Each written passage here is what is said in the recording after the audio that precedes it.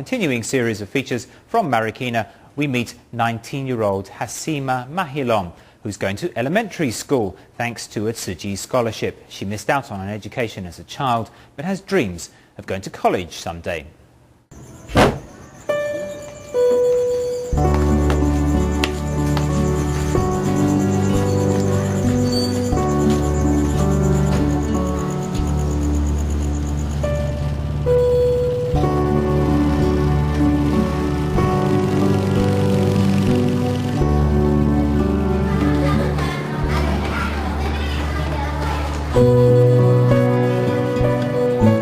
At the age of 19, Hasina Mahilom is old enough to go to college, but she is studying at Concepcion Elementary School in the Marikina city area of Metro Manila in the Philippines. At first they laughed at me because I was much older than them. They were very small. In the second grade, some people even thought I was a mother. Ignoring the sniggers and strange stares, the young woman knows that only an education can empower her. I have a dream that I'll be independent. I tell myself I have to study hard to make my family proud. To go and see my father, I have to study hard. Hasina says she wants to find her African-American birth father. After her mother married, Hasina was passed from relative to relative as she grew up.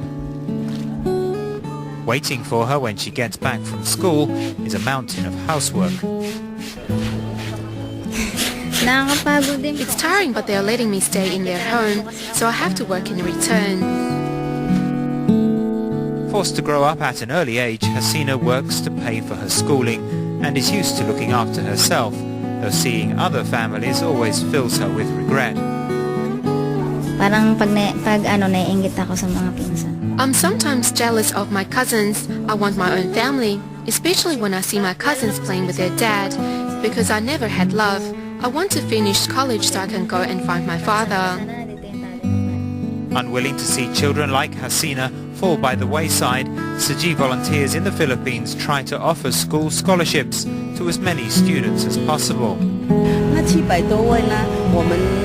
We didn't have any funding for those 700 or more cases. Everyone was afraid and under a lot of pressure, but our brothers and sisters were of the same mind and worked hard to fundraise. Sending text messages and making phone calls, Tzu Chi called on all its volunteers to use their contacts to raise money. Sometimes they would be on the telephone all day. My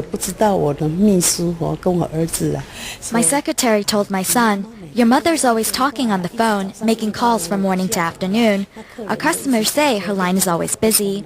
My son told my secretary, "Don't you know my mother's busy with global affairs? When my mother is on the phone, you mustn't interrupt her." In a short 3 weeks, bit by bit, the calls and text messages made a difference as the money started to come in. Now, every child on this list of names has hope for a better education and a brighter future.